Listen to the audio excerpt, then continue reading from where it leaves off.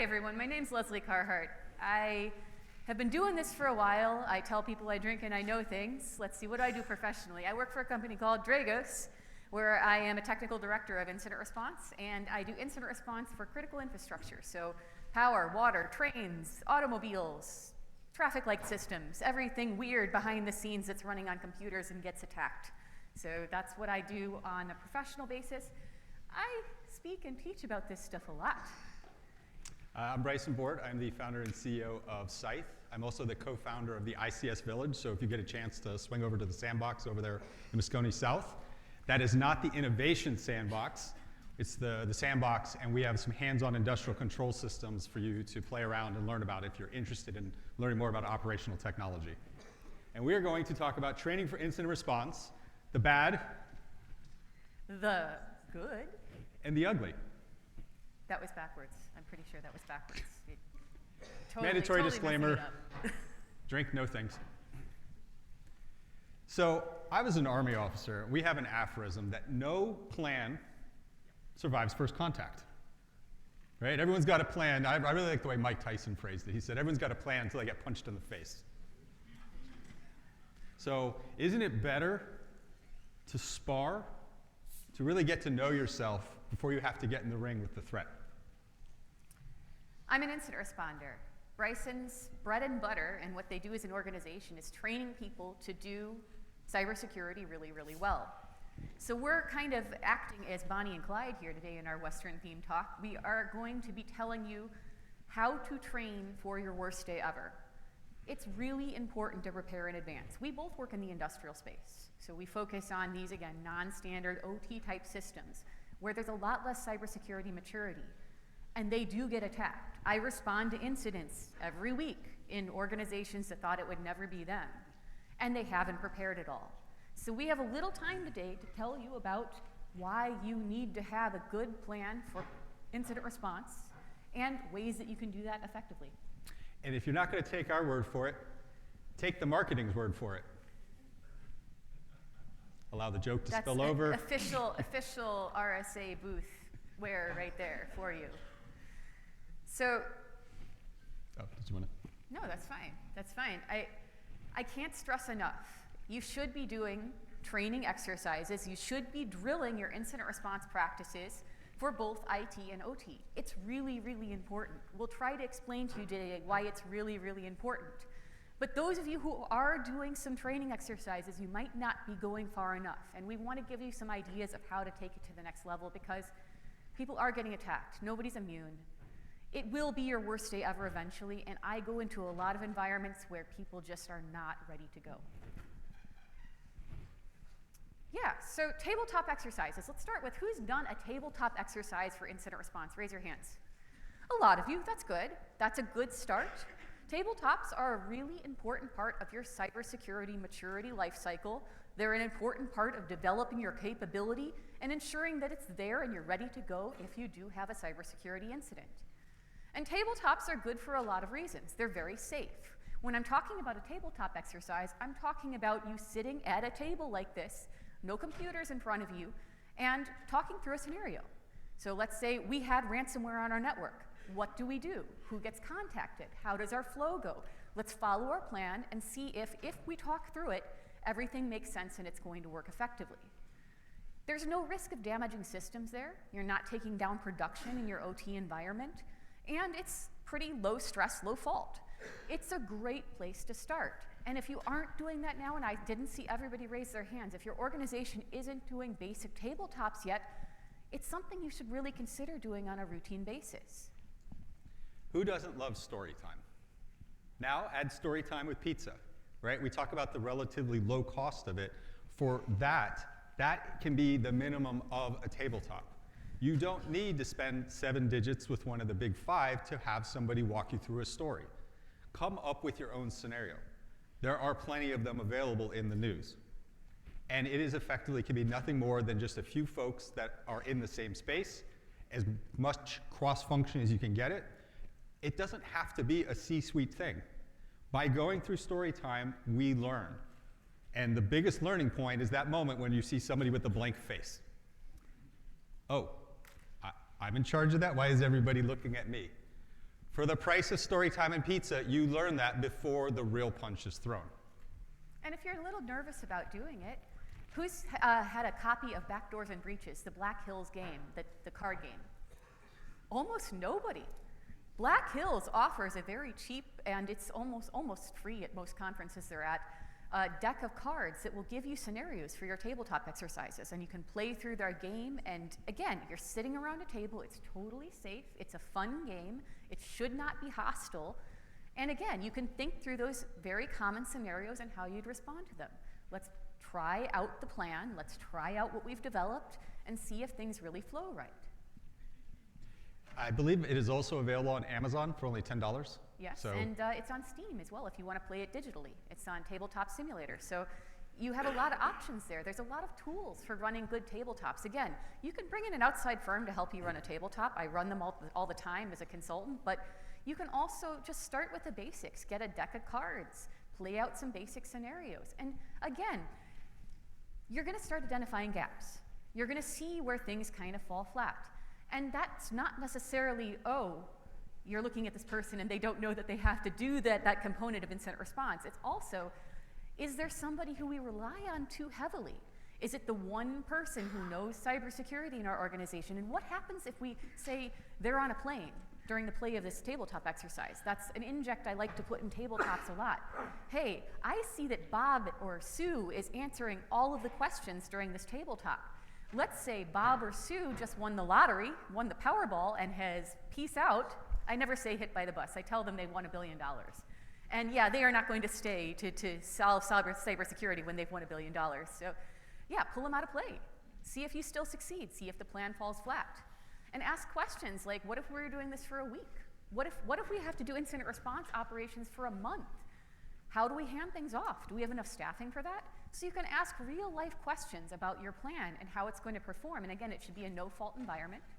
And you can discover these gaps in your program and in your plans where you don't have things written down or cross-referenced and make a big difference for that worst day ever. and of course, your environment is always changing. People change. That's a training opportunity. Your assets change, so how these things work also continues to change. These are the gaps you start to find as you're doing this repetitively, right? It is not just we found a gap, it is we found something that changed, and we understand that. We have somebody new who's on board, and they're gonna learn it the way that we do it, and we're gonna do that together. And then the final part is, why not make it fun? Oh, yeah, only a couple people, really? You went to all that effort. You went to all that effort. To be fair, I wasn't that smooth about it. I kind of like... It was, we'll right? work on it for the but next who one. doesn't like to play games, right? Apparently Bryce had, because we just established like 5 minutes before this talk, he's never played Dungeons & Dragons. Who's played Dungeons & Dragons? Show of hands. Bryson. Shame. But this is like playing Dungeons & Dragons, except you get paid for it, and your boss buys you lunch. And it's not about dragons, sadly. It's about cyber attacks. But other than that, it's just like playing Dungeons & Dragons. You can bring your D20s and be like, hey, let's see if the firewall has any rules in it at all. So the two pieces here on the good, right? Have fun with it. Yeah. Adult life is already difficult, and then most of you made the mistake in life in getting into information security, and life got more difficult. If you don't laugh, you'll cry. So why not make it fun? Second, always the challenge is, where do I get the story from? Where do I get the incident from? How many of you have never been breached? Nobody wants to raise their hand. Don't raise your hand. Don't. You just made yourself a target. He's over there. Get him. That is a great point to start. Because if it's happened once, they're going to try to do it again. And then from your side, don't make the same mistakes twice. So a lot of folks are kind of like, where do I even start with this stuff? The good is you can use what has already happened to you to build a realistic story. So many times when I have these conversations, a lot of tabletop exercise is the easy way to start the conversation, because there are two kinds of leadership in this industry. Those that care about security and those that don't. And it's not they don't care, it's that the existential operation of the business depends on compliance and regulation. You got my attention there, because fines and being stopped matter. Security is the process we do on top of that. And so tabletop exercises are a way to use, hey, look what happened before. Let's help you understand that through. And the good is you now get buy-in. Buy-in is good. We like buy-in. We like stakeholders who say, yes, we are going to continue to do that, and we'll give you more. Because does anybody in here not need more resources? Anybody? The guy who's never been breached, you don't want to put your hand up on that one?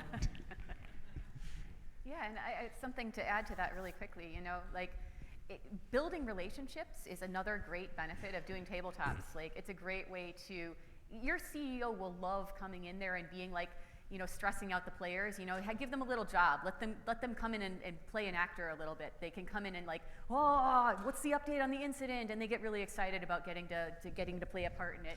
And that's a great way to build bridges between you and your executive leadership. They're like, oh, I got to be a part of this fun tabletop and I got pizza. Like, you know, and it was important for cybersecurity compliance. And then also like IT and OT, like there's a lot of hostility usually in organizations between different teams. Like there's shadow IT going on, there's, you know, engineers who don't like the cybersecurity people, and sitting around and playing a game and having a good time when nobody's getting blamed for everything, it's a great way to build those relationships. And so we just said, use a story, use imagination, use what you know, make it fun. But wouldn't you know that once you have more than one person in the room that is not as good looking as you are, you get conflict? Leslie talked about IT and OT. There's natural organizational conflict between that. You see it inside of IT though. You see it inside the OT space. We tend to form our little tribes.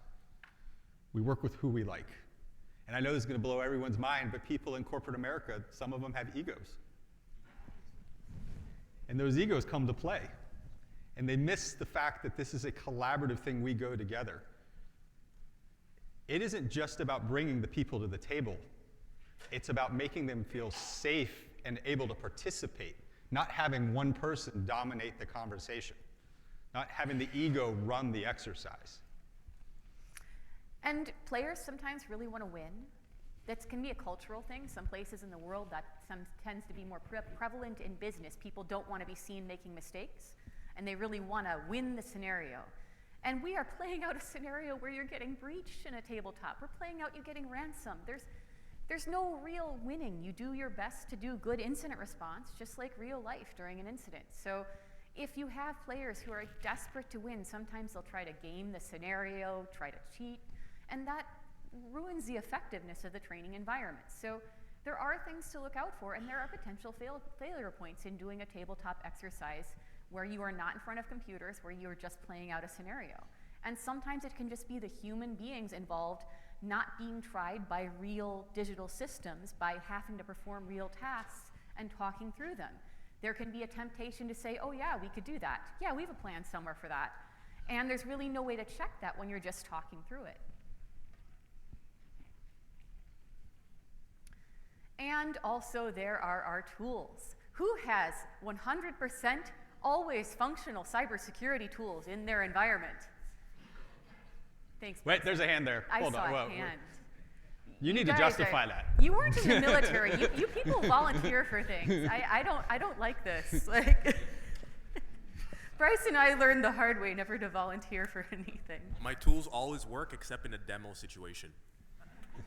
That's legit. Yeah. All right. So yeah, tools can fail in real life. And understanding how our tools are going to fail, where we have false positives or false negatives, is an important thing to figure out in advance of an incident. And while we do some of that during our routine cybersecurity monitoring, our incident response tooling, our forensics tooling can be quite different from our day-to-day SOC tooling, especially if we outsource our SOCs.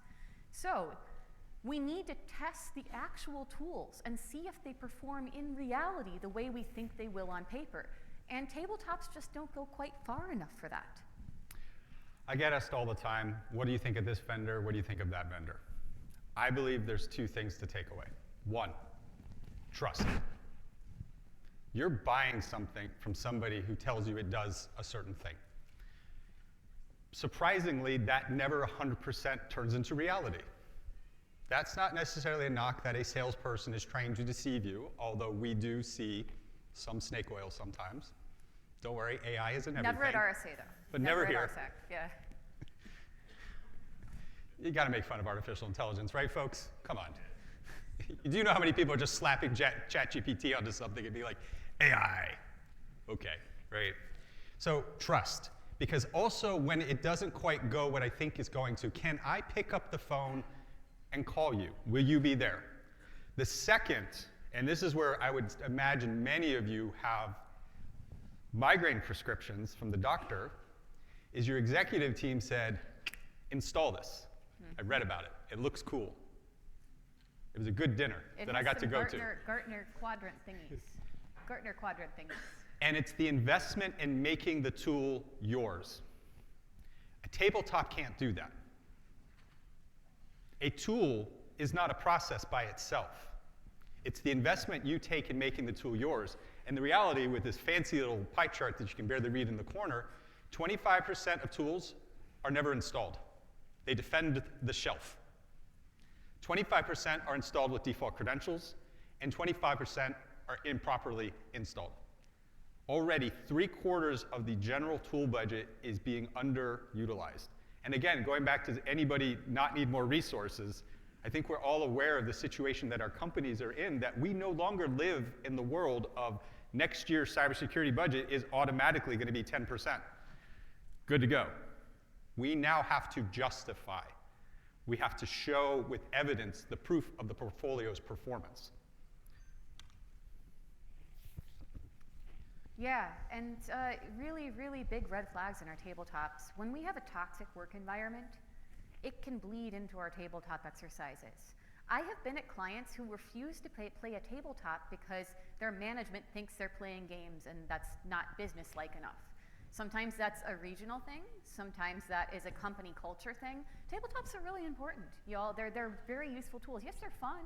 They're fun because you're playing a game and everybody likes playing games. But you're playing a game for a purpose. You are discovering the things we've talked about your environment, about your people, your plans. They are very, very important, but you can run into those hostilities against them, and that can cause them to fall flat on their face or not, provide the right lessons learned. There is no sense in doing any cybersecurity mitigating measure or training measure if you don't get anything out of it. You cannot perform a tabletop just for the sake of performing a tabletop and checking a box. Like anything else in cybersecurity, it should provide a benefit.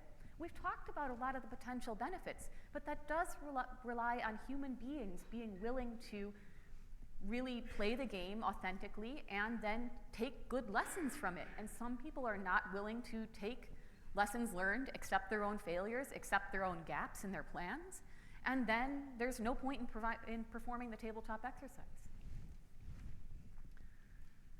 Which all of this can lead us to some feelings that aren't true.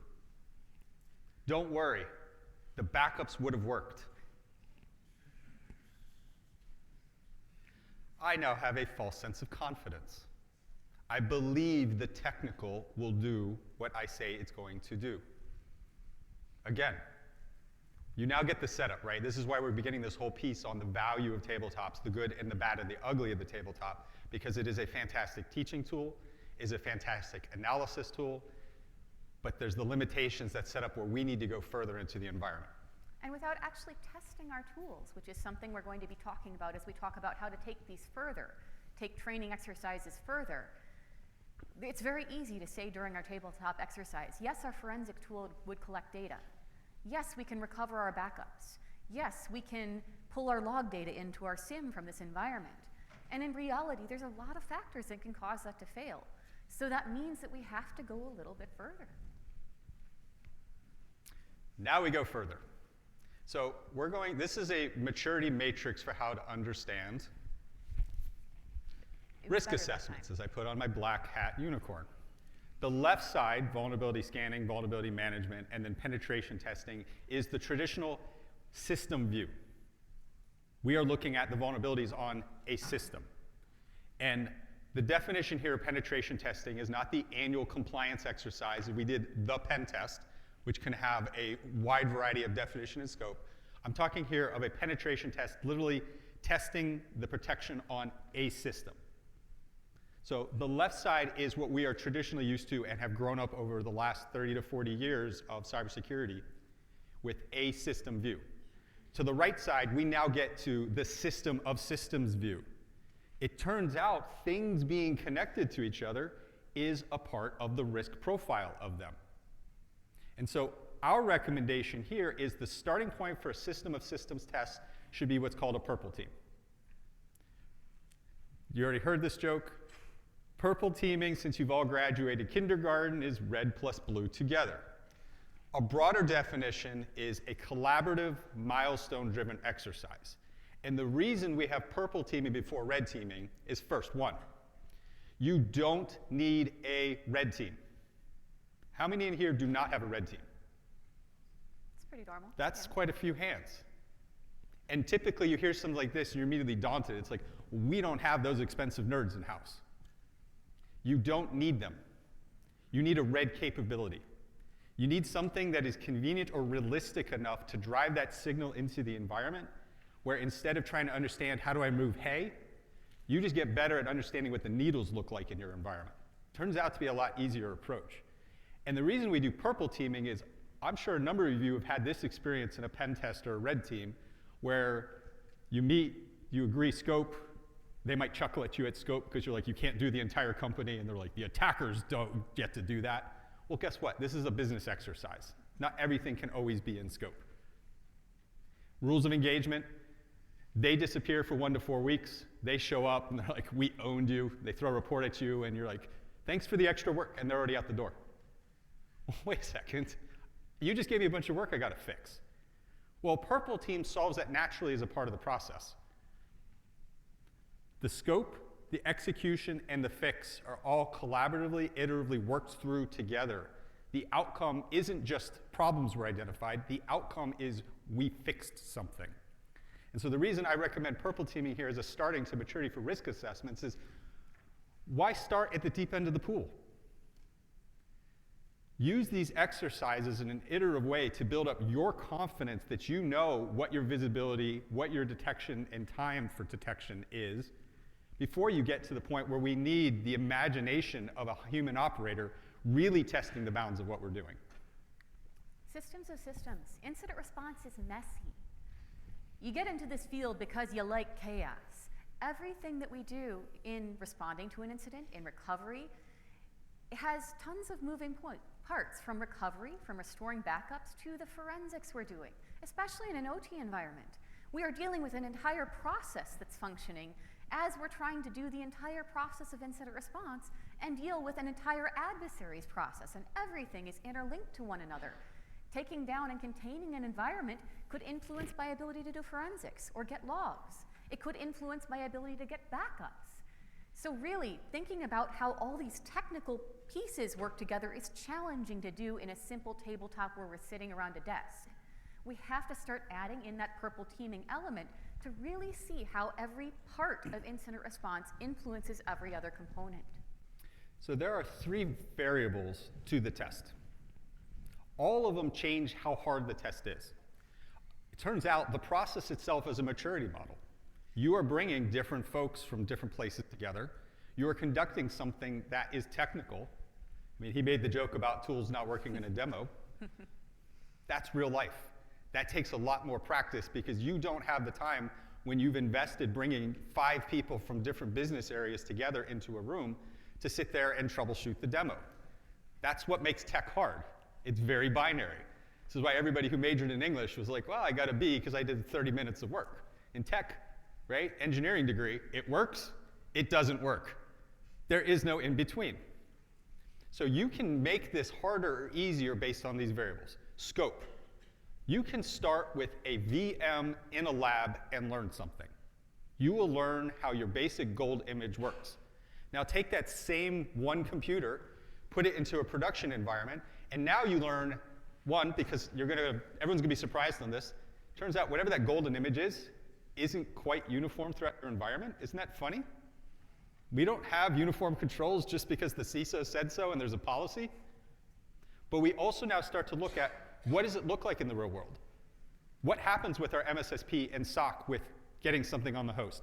And one of the biggest things I have seen over and over again, and you don't get this until you actually go into production, is time to telemetry is not what you think it is. You test it in the lab, and you're like, well, Defender immediately went to the sim in the lab in 30 seconds. In the real world, it was 7 hours. There is a direct correlation between dwell time and impact. And think about it. You caught what you were supposed to catch. It still took 7 hours before the human could even have the opportunity to be in the loop for the response. These are the kinds of things you learn as you change the scope. And again, you heard it. I just gave you examples with one computer, and you can learn so much from that. The second part is the technical complexity of the attack. You don't need to do the hardcore black hat thing. There are free tools like Atomic Red Team from Red Canary. Free. And you're going, well, where do I get the threat intelligence to package what I get from Red Canary? MITRE ATT&CK has a groups page. Go to the groups page, just do a plain text search on that page for your industry. It will automatically map every group that has ever been caught going against that. It will show you the tools, it will show you the techniques, and now you have free threat intelligence that you can actually just copy and paste into what you want to then do. And then the final piece is, how often do we do these exercises? What's the frequency? Everyone's used to the annual pen test for compliance reasons, but since we're now getting deeper on this stuff, do we get to quarterly? Is this something we can do weekly? Again, with scope being a variable, you can do simple stuff on a more frequent basis and then have larger, broader, bigger engagement with the organization for the frequency for the bigger piece. I look at people's incident response plans all the time, and something I love to see in the preparation stage of incident response plans is this.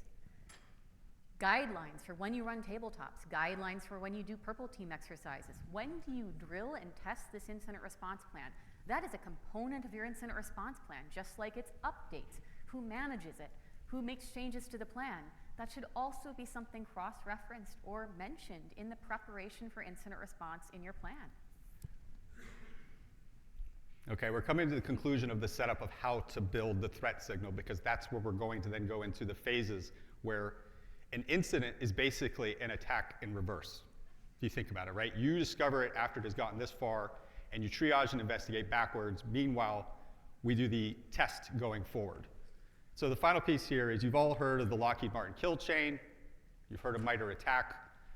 Those are more complicated concepts. And again, a lot of this stuff is education. I like to break it down to make it simple.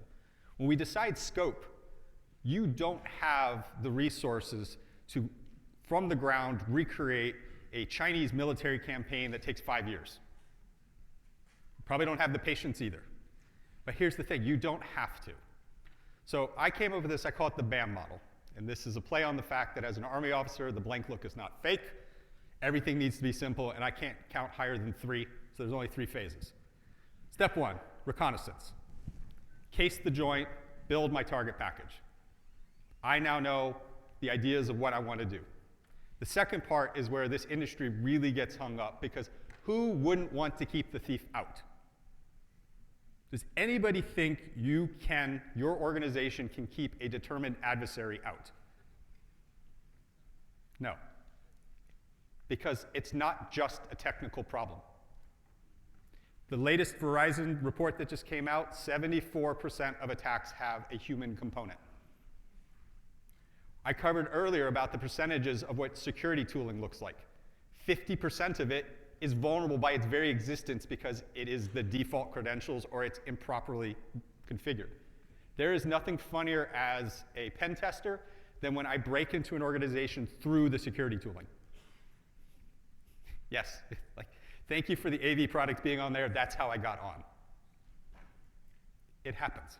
So that's the initial access. And I tie it back to the thief metaphor because I think it's such a simple way to have everyone understand what is typically a fairly abstract and niche space. I mean, threat is a niche space. We have to work around it, but getting to work with it is not something we get a lot of opportunity to do.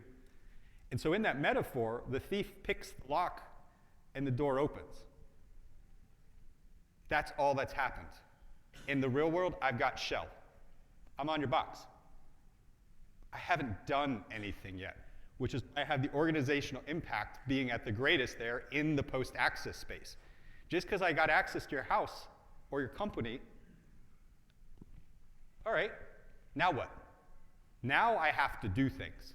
Now I have to make noise. And when I say make noise, I have to generate signal and get computers in your environment to do something that I want. Talking through the communication protocols that are already in your environment. That's where you can get them. That's where you have control. That's the final part that we care about. And so when we talk about setting up the exercise, that's when the incident starts. I'm going to give, next to Bryson's attack model, I'm going to give you Auntie Leslie's rules for cybersecurity. I've got two of them. I've been teaching incident response for a long time. The first one is hackers are lazy. That's not really true. Hackers are efficient. They're going to take the path of least resistance. If you got XP box exposed to the internet, they're going to come through that. And the second rule, Auntie Leslie's second rule is they have to follow certain laws of physics. They are not going to skip the entire kill chain. You have to do some certain things to get into an environment. You can skip some stages. You might not establish persistence. You might just be a human being not using malware. But you have to follow some stages of MITRE ATT&CK or the cyber kill chain to do an attack. So Bryson's model is very effective because, again, look for the things you can look for. Don't chase ghosts. Look for the simple stuff first. Look for the stuff that they have to do. Again, they have to follow certain rules in order to do an effective compromise of a computer network. That's always going to be the case. So the final piece here, being a hacker gets hot. The complexity of the attack, right? I gave you an example of a free tool, Atomic Red Team. That is, it's convenient. Anybody can use it. It's easy to install, but it has limitations. It's not a real attack. She talks about the law, when Leslie talks about the laws of physics, state-based. So this is where MITRE ATT&CK gets abused. MITRE ATT&CK has the same problem we all have in this industry. We are so desperate for something that is simple. MITRE ATT&CK is a game changer for us to being able to have the vernacular to describe what's happening. And I want you all to repeat after me together. Don't worry, I'll cue you, so this isn't a guess game. MITRE ATT&CK is not a bingo card. MITRE ATT&CK is not a bingo card. You see those boxes, you want to check them. Well, I'm going to quote some Bruce Lee here.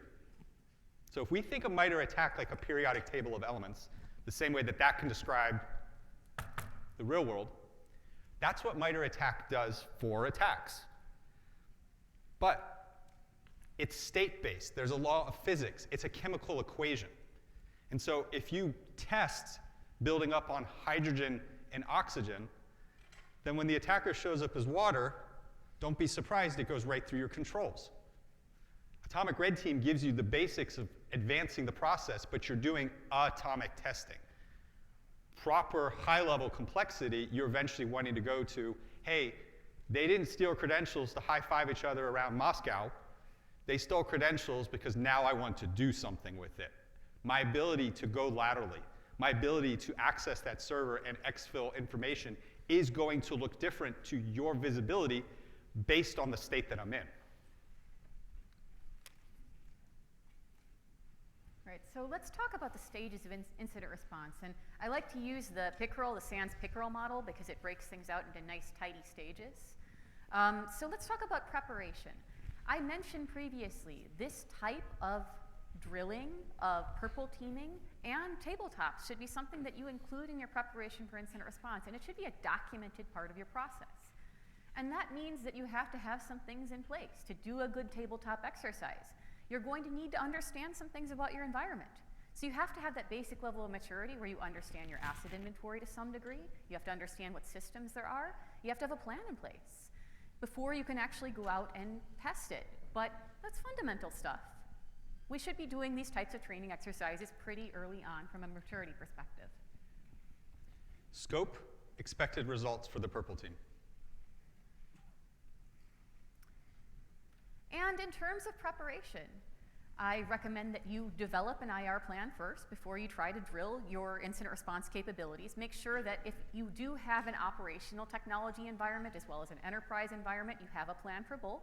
You should be testing them both. You should be drilling them both. You should be purple teaming them both as you're able to in those environments. You should understand what log sources you have available. You should have something like a collections management framework to understand what data sources you have available to work with. What can you monitor? What can you do forensics on? Without those things, you're kind of getting a pen test instead of a purple teaming exercise. That is not what we're trying to accomplish here.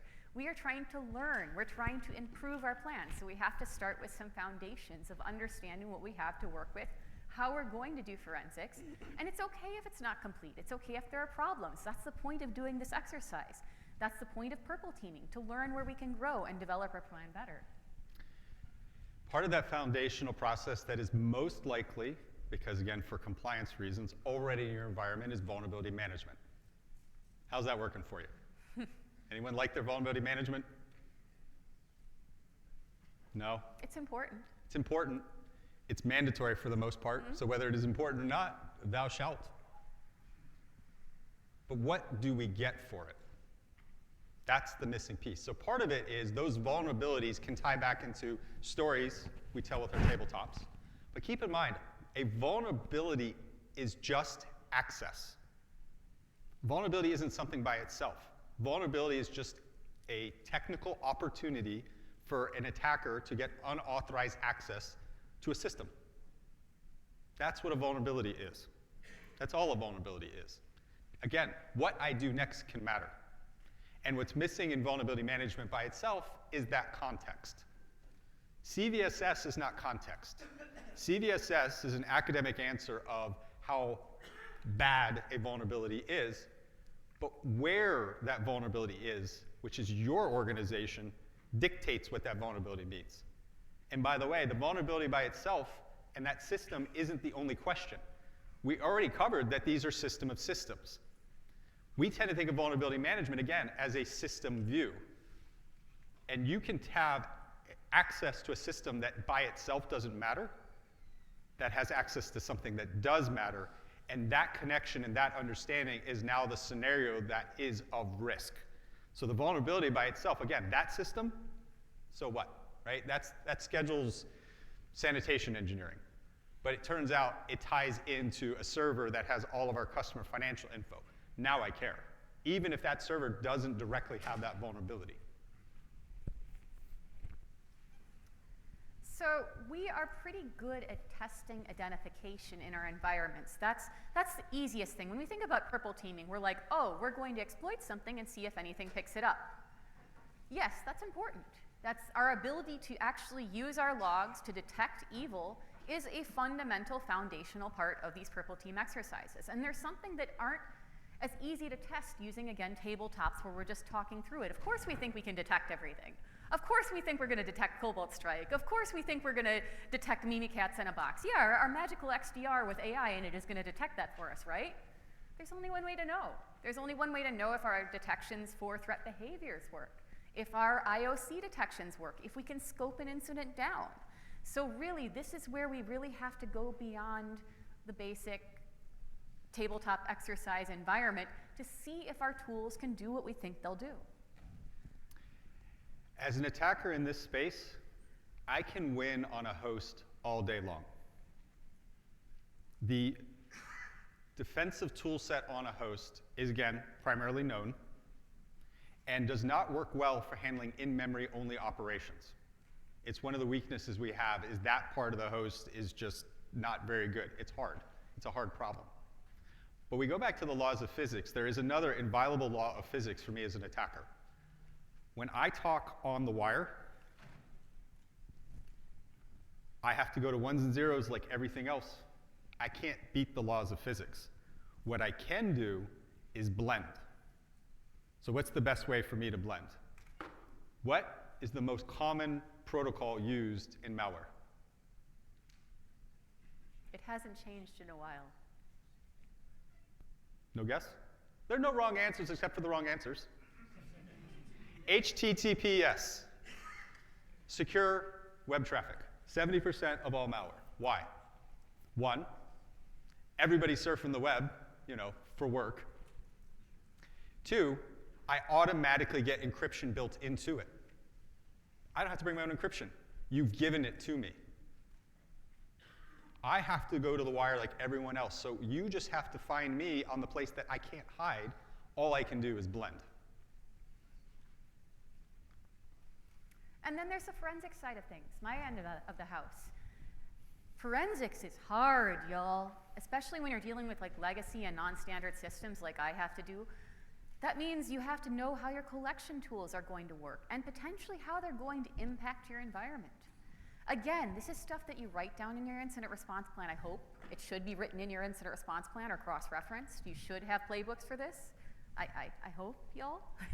You make my year, put this in your incident response plan, but that's just writing it down. Again, you're making assumptions that your whiz-bang forensics tool is going to operate with your security controls, and that you're going to be able to plug in the disk you need to get an image off the computer, and that et cetera, et cetera, et cetera, that every system is going to be the correct operating system. So you can vet some of that using your asset inventory, and you can test it, on demo machines, things like that, but the best thing to do is really explore it in a real life scenario.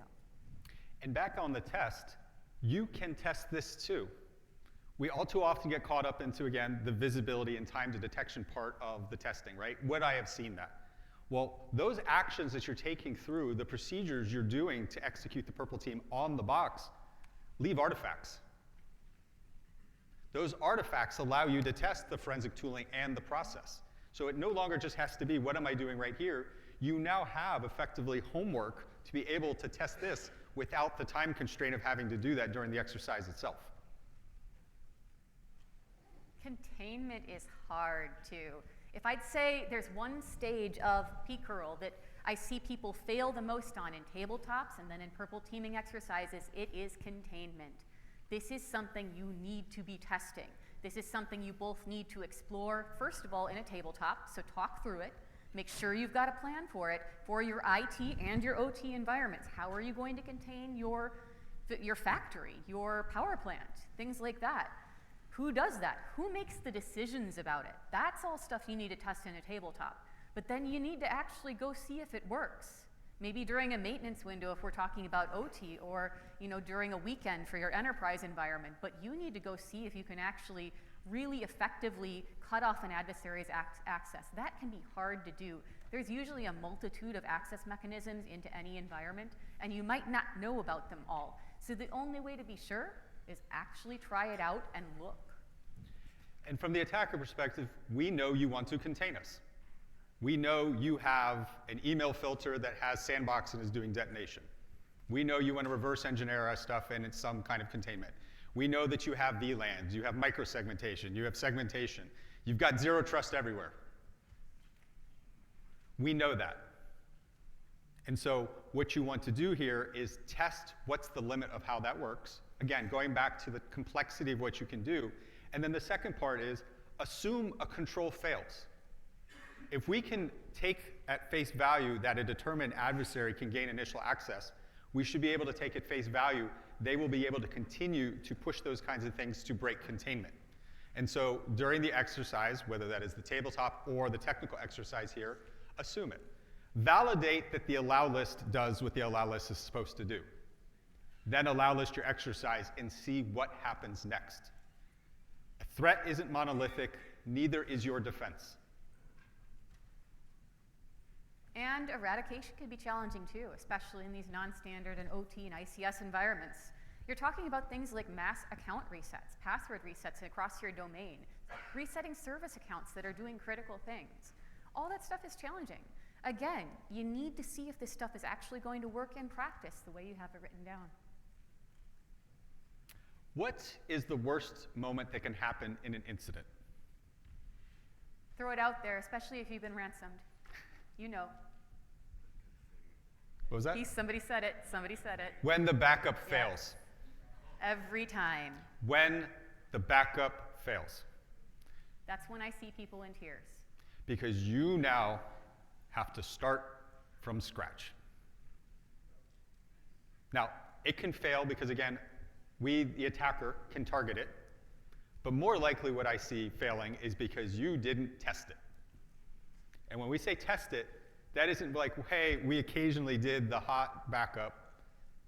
When you learn the constraints of your architecture, one of the things, again, false sense of confidence we've learned naturally in our lives is the fact we just assume we have enough computational power and enough bandwidth in general. I've got 100 gigabit Ethernet. Until you try to do a full backup and you start to realize that the amount of throughput you thought you had isn't what you thought you had. Also, by the way, that mistake of classifying everything as critical and needed to be up first, that didn't work out so well either. There are a lot of these dependencies. The ability to bring something up might mean I need to bring up my ability to authenticate first before I can even access that. So I brought it up and I can't log into it. And then my final joke is the second worst day in any incident is when you go to the logs and the logs aren't there. Because guess what? Those break all the time. Now I call it the second worst because the backup, the logs, at least while you're in a stressful situation, you can reconstruct them. I will say I'll say two things about backups. I know we're bumping up on time, but two things on backups. Oftentimes they're in the virtual machine infrastructure that adversaries love to take down. They're really good at that now. And the second thing is incidents can go on for a long time. And if your backup's only from last week and the adversary's been on there for 6 months, you're going to figure that really fast when you're doing your purple teaming exercise as well. So be cognizant of those potential failure points in backups. It's a big deal, and that's how you test it, is you go out and you try to do it. Bring the presumption that your OODA loop, how you think, how you respond, how you recover, is already factored into what the threat wants to thwart. Again, I can't emphasize this enough because I've seen too many sad faces People on in tears. the backup Literally. phase. Check Okay? this. And even then, even when you do everything right, again, ransomware doesn't work if I give you any other option. You have to feel so desperate and so afraid you feel no other recourse than to support the business through that. Now, I'm not getting into the politics of paying ransomware, not paying ransomware. I'm merely going through each one of you in your organization is going to be potentially faced with that situation. And it's not one for anybody else to Monday morning quarterback. But assume it can happen. Start thinking through what cascading failure controls mean and what that stress feels like, again, before the punch is thrown in real life. So things to take home from this, and we'll be outside. You can chat with us afterwards. We're happy to talk more about this. You got to be doing this stuff. If we're leaving you with a couple things today, make sure you got an incident response plan. Get that started, even if it's just a draft on paper. Then sit around a table and game it out. Bryson's given you a lot of great tools for just developing scenarios for your vertical. You can go get the Black Hills Backdoors and Breaches deck. You can download it on Steam. You've got a lot of options, so play it out. It's important to do tabletops. But then it's also important to go beyond that. We have to technically test our assumptions. It's not that somebody tried to sell you something that doesn't do what it said. It's that we have to make the tooling ours. And the only way to do that is to actually get your hands dirty. We have to get technical. We have to drive signal. Because it's not only going to validate the assumptions of what works the way we think it works versus doesn't work the way it think it works. I conducted an assessment once for a company that had an anti-ransomware solution. Yes, you're already seeing where this went. We had no problem doing the ransomware. And it's not because the system didn't do what they said, it was because it literally was, the way it worked is it had a canary on a very particular file. That was it. That was the detection. But knowing that, right? It's not that they didn't say it, you just didn't know that's exactly how it worked. And understanding those contours are how you take it from, hey, we bought a portfolio, to we run a portfolio that is our defense, and we know it. Thank you very much. We really enjoyed being here with you today. I hope you got some things out of this. I know it's not a sexy, cool AI, ML topic, but it's really important. Again, we'll be outside. Please come see us. We'll chat more.